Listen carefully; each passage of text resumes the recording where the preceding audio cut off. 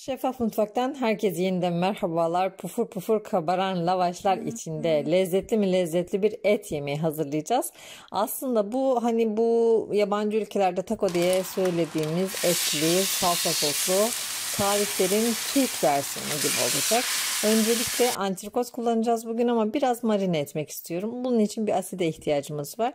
1 kilogram kadar antrikot için yarım portakal suyu, 1 diş kadar sarımsağı içine atıyorum.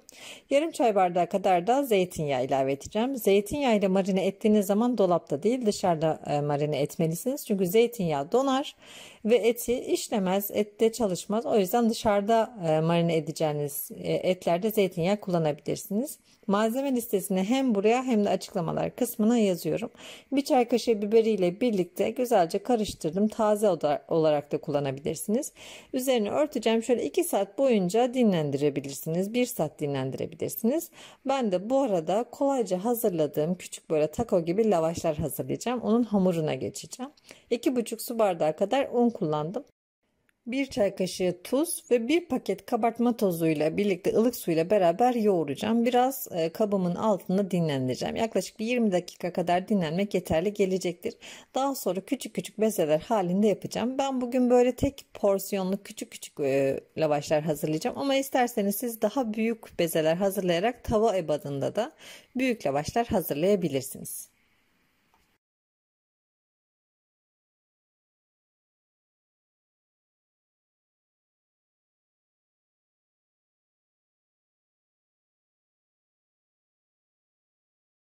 Hamurun yumuşaklığı tam da bu kıvamda olmalı. Su ölçüsü o yüzden vermedim. Çünkü her un aynı suyu oranını çekmez içine. Şimdi dinlenen hamurum gördüğünüz gibi çok güzel uzuyor. Gluten ortaya çıkmış. Küçük küçük bezeler halinde hazırlayacağım ve bir örtünün altında dinlenirken ilk bezeden başlayarak açmaya başlayacağım.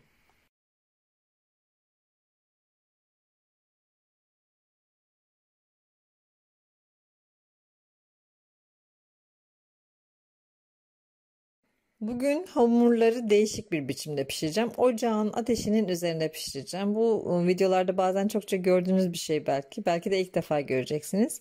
Alt üst çevirdikten sonra baloncuk baloncuk olduktan sonra hamurun içi şişmeye hazır hale geliyor. Bu da hızlı bir ateşle mümkün. Tavanın altını açayım o zaman derseniz belki tavanız ısınana kadar hamurunuz üstünde kuruyacaktır. Bu şekilde çok pratik oluyor. Pişirmek çok kolay oluyor. Hatta açtıklarınızı kenarda biriktirin. Ocakta pişirirken birbiri ardına hemen atabilirsiniz. Bakın tavaya aldım yaş hamuru. Biraz baloncuk çıktı. Hemen kurumadan diğer tarafını çevirdim. Orası da biraz böyle bir 10 saniye 10 saniye gibi düşünün. Daha sonra bu aldığınız hamuru yanan ocağın böyle kısık bir ocak olabilir, kısık bir bek olabilir. Üzerine alacaksınız ve altını böyle biraz orta ateşte açacaksınız. Hemen balon gibi şişecek. Bakın aynı burada gördüğünüz gibi çok da yapması zevkli oluyor bunu. Tamam artık oldu. Hemen kenara alabilirsiniz. Bir pamuklu bezin altında muhafaza edebilirsiniz. Orada birbirlerinin üzerine yumuşayacaklardır.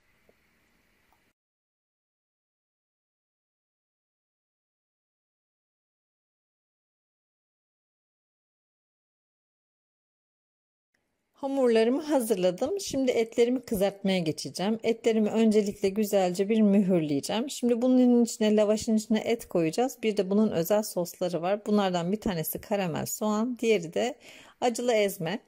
Her ikisini de pratik bir şekilde nasıl yapacağınızı göstermeye çalışacağım. Öncelikle dökümü çok güzel ısıttım. Döküm bir tava kullanıyorum. İç yağ ile birlikte de güzelce yağlıyorum. Olabildiğince yüksek ateşte olması lazım ki etinizin içi kaynar su içindeki suyla birlikte kaynasın ve pişsin.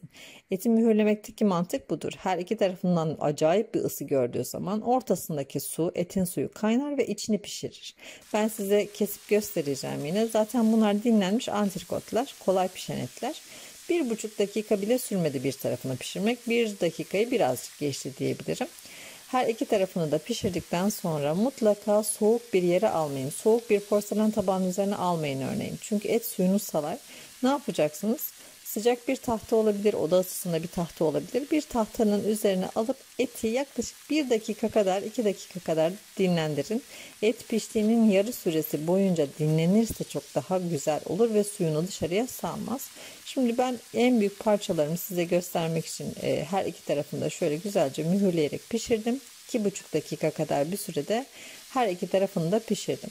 Şimdi tahtamın üzerine alacağım ve dilimlemeye geçeceğim. Etin dışını görüyorsunuz değil mi? Böyle bir katman oluşturmuş adeta.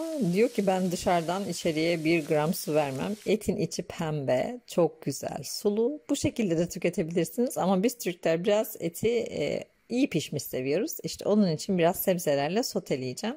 Bütün etleri bu şekilde doğradıktan sonra diğer tarafta sebzeleri doğradım, hazırladım. Bu şekilde sıralamayı yaparsanız sizin için daha kolay olacaktır. Etler çok fazla dışarıda soğumasın çünkü. Ama size ayrıntılı göstermek için ben ayrı ayrı gösteriyorum elbette.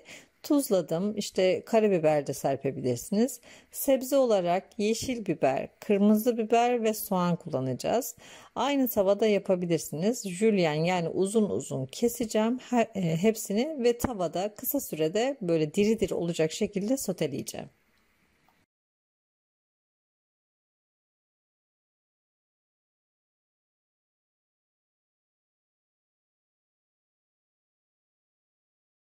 Yine iyice kızdırdığım tavama soğanları ve biberleri alıyorum. Hızlı hızlı yoğun ateşte yani bayağı yüksek bir ateşte hızlıca bunları güzelce soteliyorum. İçine 2 kaşık kadar tereyağı ilave edeceğim biraz öldükten sonra. Bu da tabii ki lezzet için ve dilimlediğim etlerimi ilave edeceğim. Karabiberini, tuzunu ilave ettikten sonra şöyle 1-2 dakika boyunca da beraber birbiriyle lezzeti geçecek şekilde pişireceğim ve etlerim hazır hale gelecek.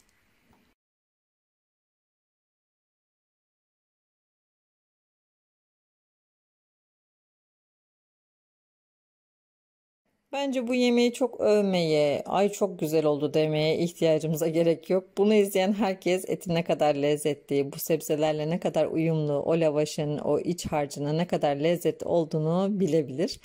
İşte o yemeklerden kesinlikle izlediğinizde tamam işte bu dediğiniz yemeklerden bir tanesi. Soğan karamelize edeceğim diğer tarafta. Şimdi 2 adet soğanı, beyaz soğanı tavaya alıyorum. Biraz zeytinyağı ile birlikte kısıkta bu etleri hazırlayana kadar o da bir tarafta oldu. Dilerseniz hamburgerlerinizin içine de bu şekilde karamelize soğan hazırlayabilirsiniz.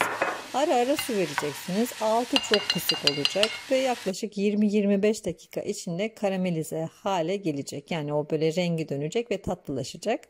Hızlıca sizi sıkmamak adına içine kullandığım sosa salataya geçeceğim. Acılı ezme yapacağım. Böyle bir el rondom var. Biberleri, domatesleri doğradım. Hepsini el yordamıyla çekeceğim bir iki. Aynı tabakta buluşturacağım. Nar ekşisi, zeytinyağı ve tuzla birlikte de tatlandıracağım. Biraz da karabiber atacağım. İçinin salatası da kolayca hazır hale gelecek. Bu şekilde el rondoları malzemenin suyunu, acı suyunu çıkarmıyorlar. Özellikle soğandan bahsediyorum. İyi bir bıçağı varsa eğer el rondonuzun çok pratik oluyor. Ama isterseniz elinizle de küçük küçük doğrayarak aynı salatayı hazırlayabilirsiniz. Tatlandırmak için nar ekşisi kullandım. İsteyenler, istemeyenler ilave etmeye de bilir. Sadece zeytinyağıyla da yapabilirsiniz.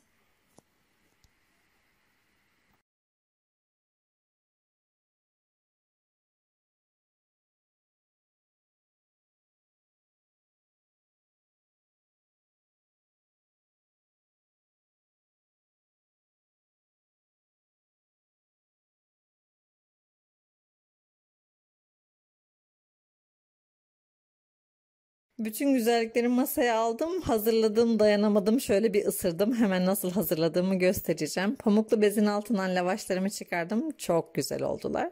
Şimdi önce domatesli salata yani acılı ezmeden, daha sonra karamelize soğandan ve etimden, biberimden dolduracağım. O kadar lezzetli oldu ki demekten kendimi alamıyorum. Gerçekten çok güzel oldu.